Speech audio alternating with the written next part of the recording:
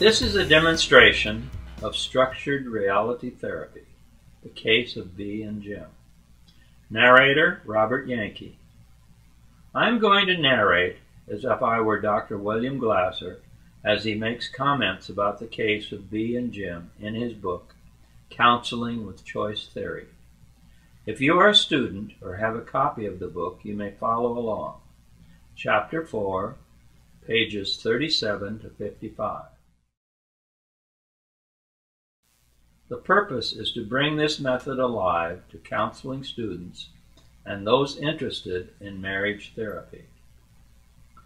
One of Dr. Glasser's practicum supervisors, Beverly LaFond, will play the role of Doc. Her student, Tom Gordon, and his wife, Laura, will play the parts of Bee and Jim.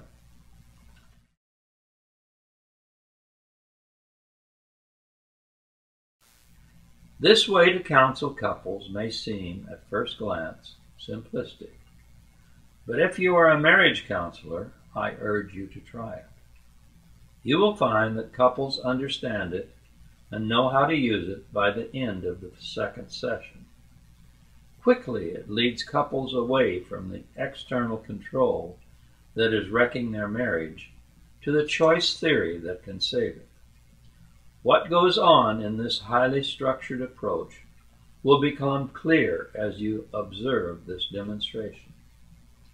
If you know an unhappy couple, think of them as you watch the case of Bee and Jim, and it will make this approach more personal. After the usual getting acquainted amenities, the counselor starts by saying, "The way this works is I'm going to ask you 5 questions.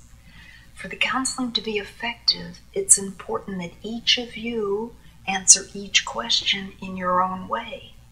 Please try not to talk at the same time. The questions will not be difficult, but I have to have a satisfactory answer to all of them from each of you. I'm not going to play games. I'm more than willing to explain why I think an answer is not acceptable.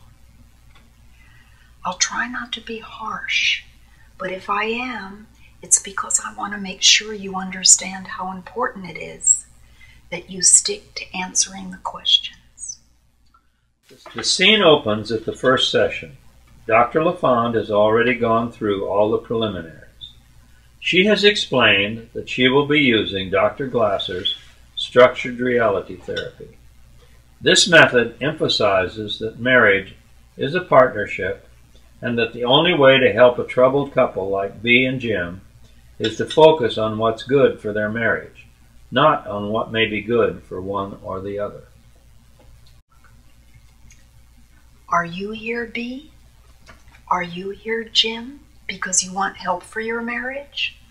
I mean, you're not here because you want a divorce, and you're seeing me first because you don't want to feel guilty about breaking up the marriage. Okay, who wants to start? I want help.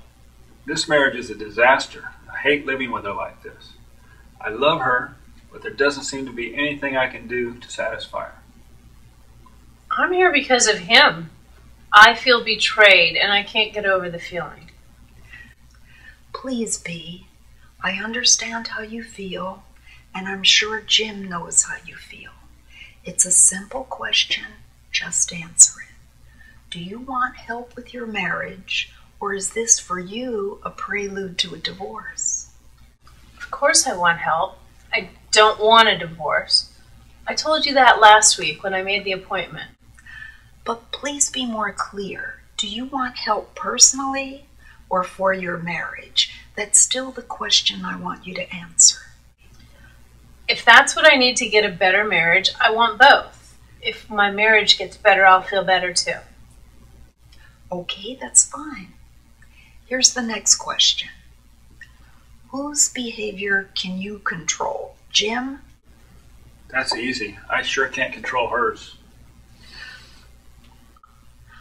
I'm sorry to be so picky, but that's not what I asked you. I didn't ask whose behavior you can't control. I asked whose you can. If I could control him, I wouldn't be here. I can't. That's why I'm here. Look, please, it's a simple question. Just answer it. Whose behavior can each of you control? Okay, I see what you're driving at. I can control mine. A lot of good that does me living with him. Mine.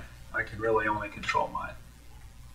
You can see how each of them is almost totally focused on the other as a source of the problem. Since choice theory states the only person's behavior we can control is our own, the counselor has to nudge them towards that realization. That's why it is important to be so particular. Any marital counseling that allows one partner to blame the other will harm the marriage. Reality therapists will be as polite as they can be, but they have to be firm here. The next question does allow the clients a brief opportunity to blame the other. It's a necessary step so they can later see the difference it has made in their marriage when they give up external control for choice theory. Fine, you're getting the idea. You can only control what you do, not what anyone else does.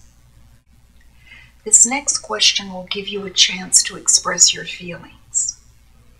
There's no hurry. Okay, here's the third question. Tell me, would each of you tell me what you believe is wrong with the marriage right now? Him. I told you the story. He had an affair, and I can't deal with it. He doesn't deny it, but he won't talk about it. He says it's over. But how do I know it's over?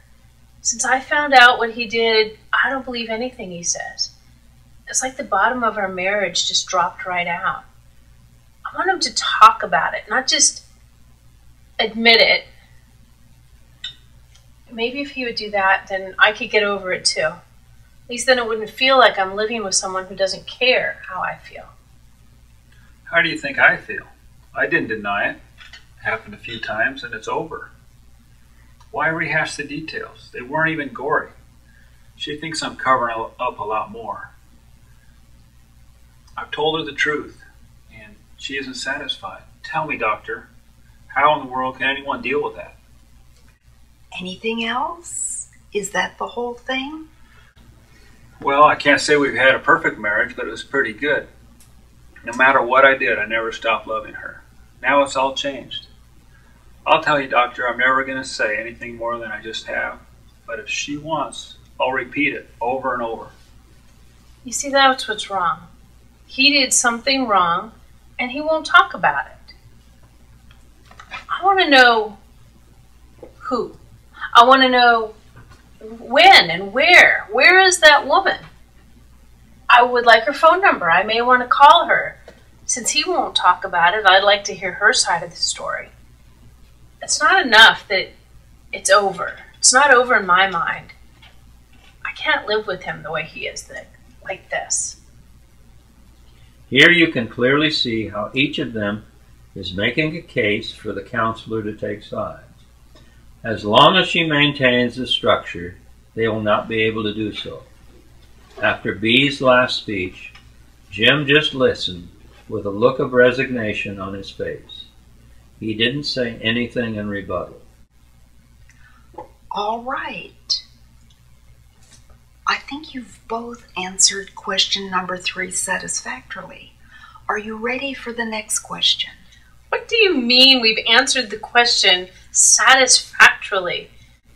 That sounds like something a man would say. To a man, a total cover-up is satisfactory.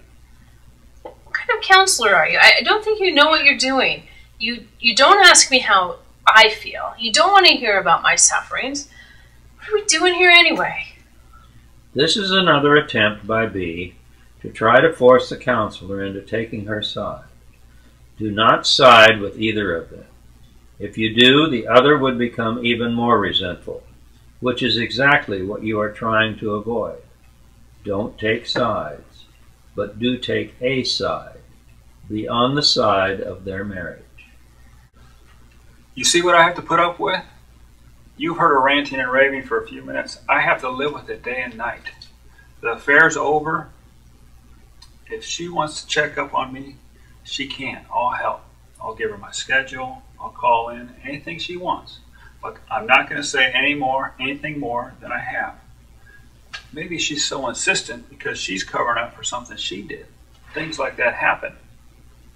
You jerk. You know I've always been 100% faithful to you. And how do I know that? Because I'm telling you. Have you ever had a reason to doubt me? Look, please, you're both unhappy. I'm trying to help. You've answered the questions fine so far. Let's go on. It doesn't make any sense to fight here. Things are bad enough. Why make them worse? After the counselor said that, she paused and looked at them, trying to send the message that they'd all be better off if they listened carefully to what she's trying to do. I'm trying to help your marriage. That's what you came here for.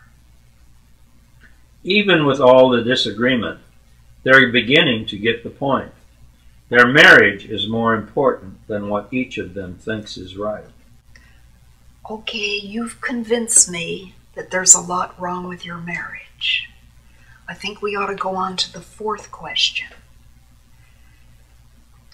Tell me, in your opinion, what's good about your marriage right now. Take your time, but please focus on what's good. I'd like to warn you ahead of time that if either one of you believes that there's nothing good about your marriage, then the counseling is over and there's no charge. You pay only if the counseling works. There was a long pause. Bea and Jim looked puzzled and somewhat skeptical. This was a totally unexpected question. Neither of them had thought about what was good in their marriage for a long time, maybe not since their honeymoon.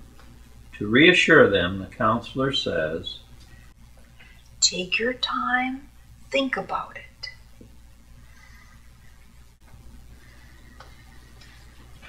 She's a good mother. She keeps a good house. She doesn't spend too much money. She used to be a lot of fun. I hate to nitpick, Jim, but I didn't ask what she used to be. Is she any fun now? It's still there, but every time she starts to have fun, she catches herself as if she's doing something wrong. Oh, I forgot, she's a good cook. No, that's not right. She's a great cook. She hasn't closed down that part of the marriage. I haven't closed down any part of the marriage. How could I enjoy having sex anymore? Sure, it used to be fun, but not anymore. I talked to my minister and he told me, don't turn the sex off, so I haven't. Please, Bea. There must be something good left in your marriage. If there isn't, I can't help you. I'm not asking you to help me, I'm asking you to help him. How can we have a marriage if he's all closed up? My goodness, Jim, you don't even apologize. Look, I'm willing to admit I was wrong. It's all my fault. I'm not blaming you at all. You've always been a good wife, and you didn't deserve this. But that's all I'm going to say. The more I tell you, the more you want to hear. You want to make a big deal out of something that happened 3 years ago and has very little to do with our lives now. I'm not going to tell you the name of the woman. She's married. She doesn't need you calling her or her husband. If we keep talking about it, you'll rehash it forever. Remember the doctor's question. Whose behavior can you control? Well, I can't control yours, and you can't control mine. I can see why she asked that question. Bea, please tell me what's good. I want to help you, but I have to hear from you that there's something good left in your marriage. Please, Bea. Answer the question. Let's get some help. Okay. He's a good provider. We bank my salary for the kids' college. He's a good father. And he's always been an easy man to live with until these last 3 years. I talk to my friends and they tell me how difficult their husbands are. And Jim has never been like that. until all this trouble began. Is that a good enough answer for you? Thank you. Thank you both. It'll really help me in what I'm trying to do. Now we're ready to go on to the last question. This question is different from the others in the sense that it's less important that you try and figure out what I want. It's more important that you please each other. What's one thing that you, Bea, and you, Jim, could do all this coming week that you think will make your marriage better? Assuming that you can come up with something, then you'll go home and do it for a week. If you don't do it, or if it doesn't help the marriage, I don't see any sense in you coming back. But let's not worry about that right now. Let's see what you both come up with. The counselor says this to make sure they know how important this question is. The success of the counseling is riding on their ability to do what they are now going to tell each other. You mean this could be our last counseling session if we can't answer this question correctly? I've been suffering with this man for 3 years. We need more time. Jim, don't you agree? This is a good sign. She's turning to him for help against the counselor. This is the payoff for not taking sides. The goal is for them to align themselves with each other, not with the counselor against the other. The doctor's not throwing us out, and I think I'm beginning to catch on to what she's trying to do. I think we'd be better off if we do what she says. I'm going along with her. I'd like it if you would too. Bea, believe me, I know what I'm doing. If you can do what I hope you're going to suggest, then the next session could provide you with lifetime marriage counseling. I think it's worth a try, or I wouldn't ask you to do it.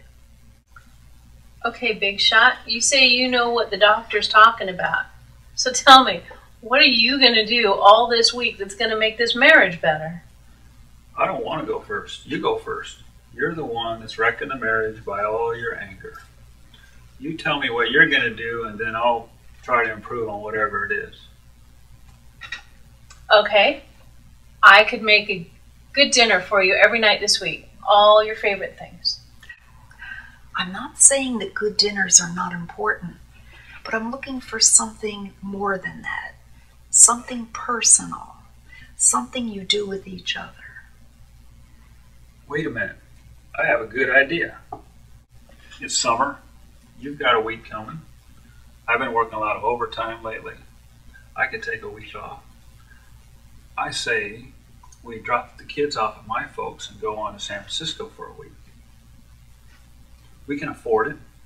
We haven't spent a dime on recreation for so long I can't remember. Let's go. We used to love San Francisco. But so we have a good week. So what?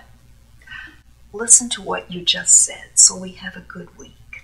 Tell me, when was the last time you had a good week? Do you think a good week with Jim would help your marriage?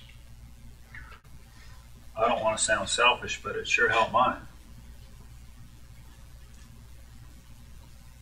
Okay, I'll go. And I'll not mention that woman for the entire week.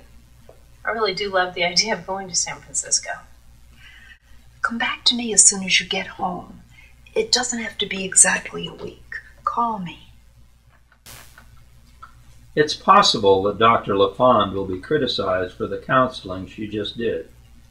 People will say it's too simple.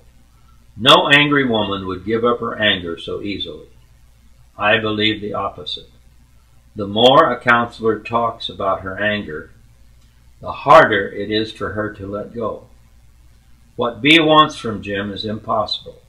She may be curious about what the other woman has that she doesn't have, but for whatever reason she's trying to make him talk about the affair, and he won't do it. As much as she would like, she can't make him do something he doesn't want to do. No counseling can change that reality. What happened, happened. They can talk about it for all eternity. It will never change.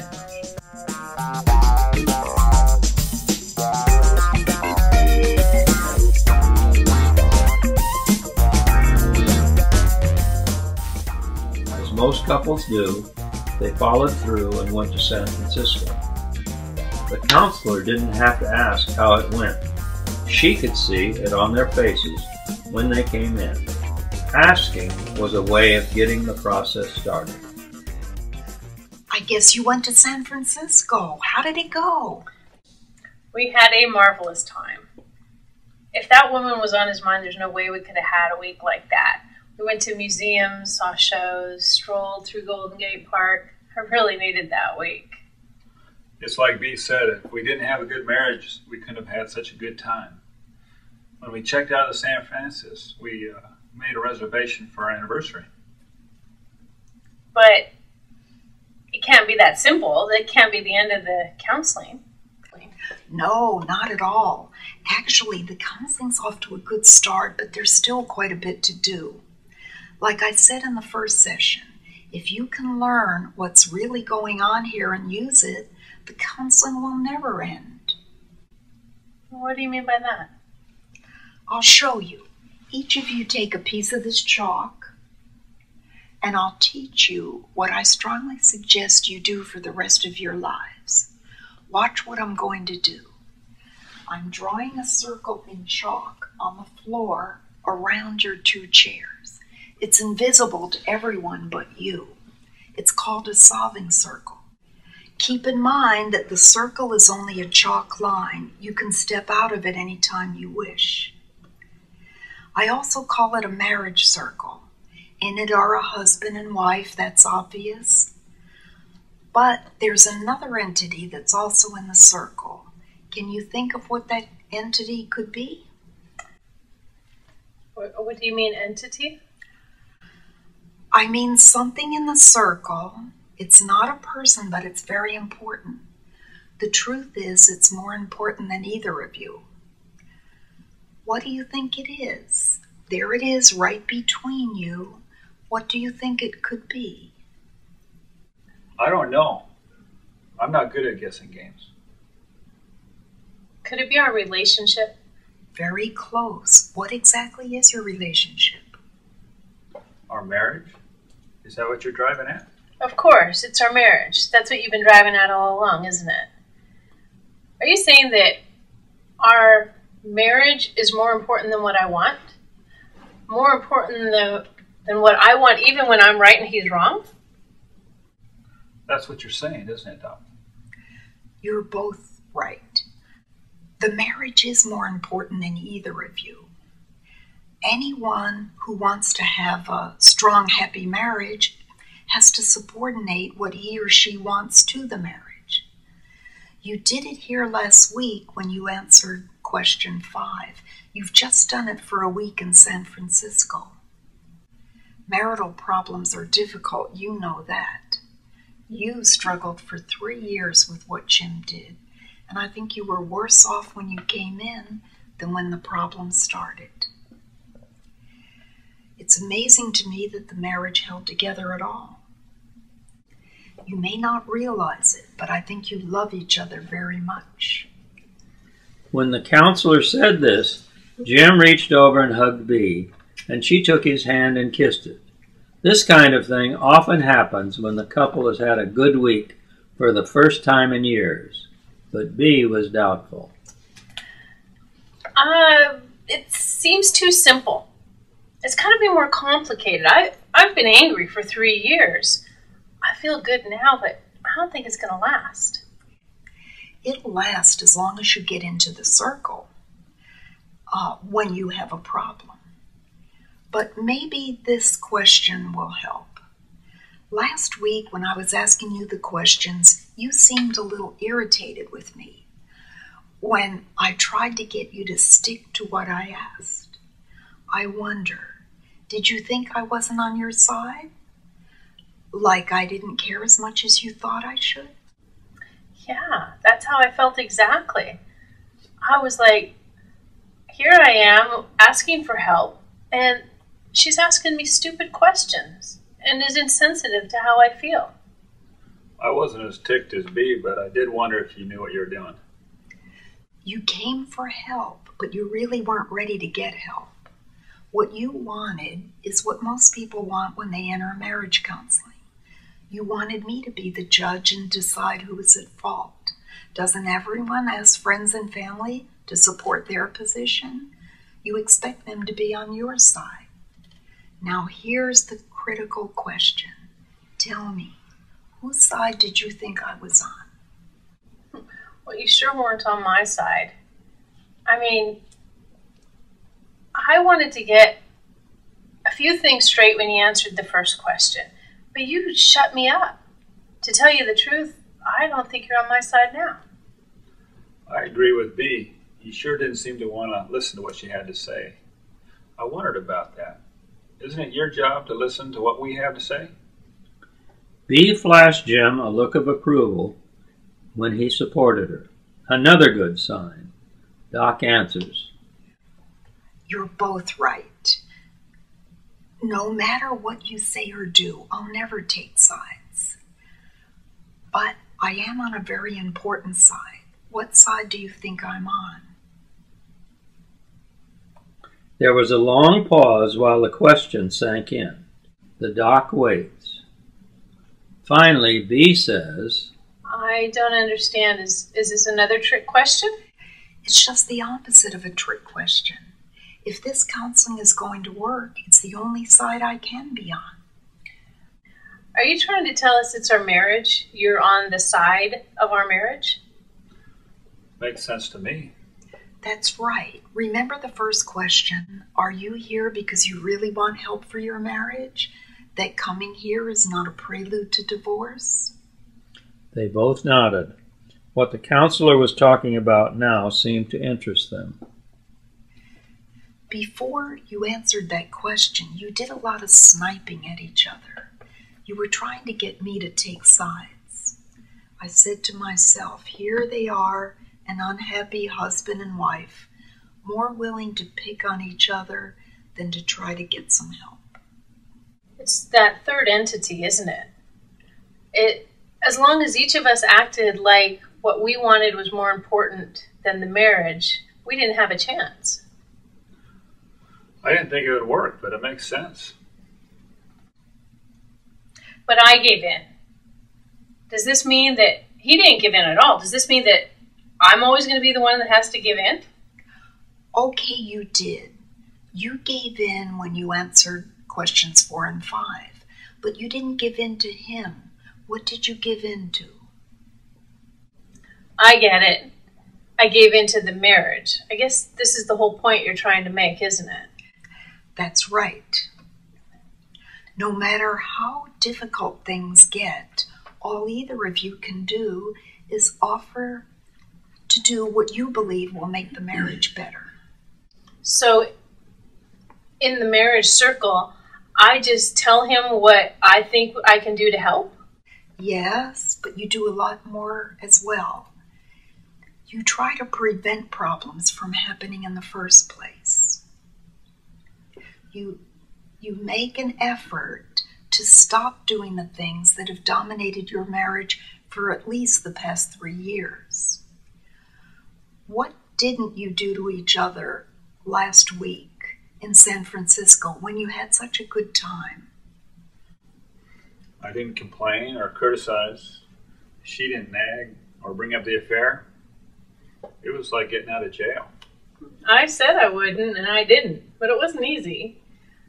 But if you treat me like you did that last week, then everything would be fine. No, not treat you. Treat your marriage. Get rid of the 7 deadly habits that, given enough time, will put an end to any relationship. 7 habits? Right. Criticizing, blaming, complaining, nagging, threatening, punishing, and bribing. Get rid of those habits and get in the marriage circle instead. You can have the good marriage you told me you wanted when you answered question 1.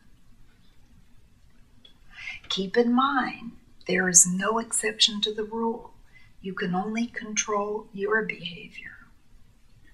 What couples learn when they use the marriage circle or solving circle is a basic axiom of choice theory.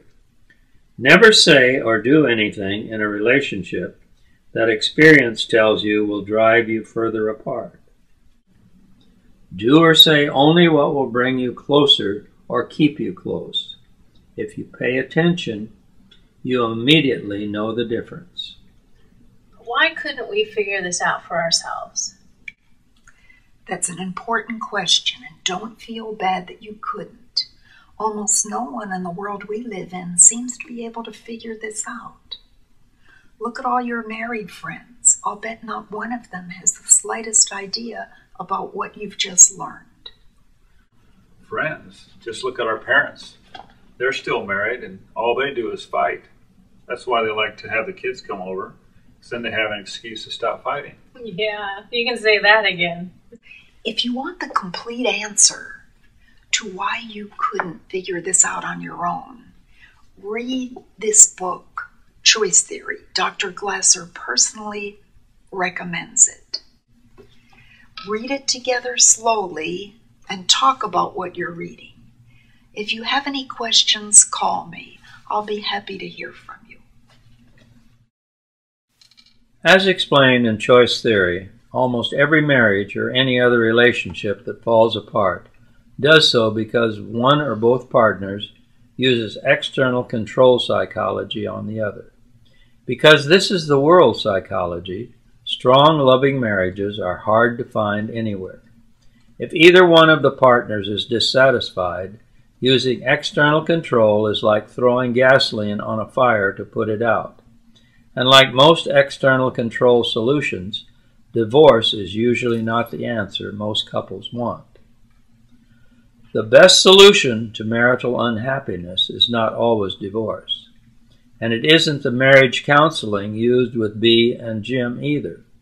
The best solution would be to offer a way for all married people or people who are about to get married to learn choice theory. This is a real window of opportunity. It could save many a marriage that is now doomed to fail, no matter how well it started.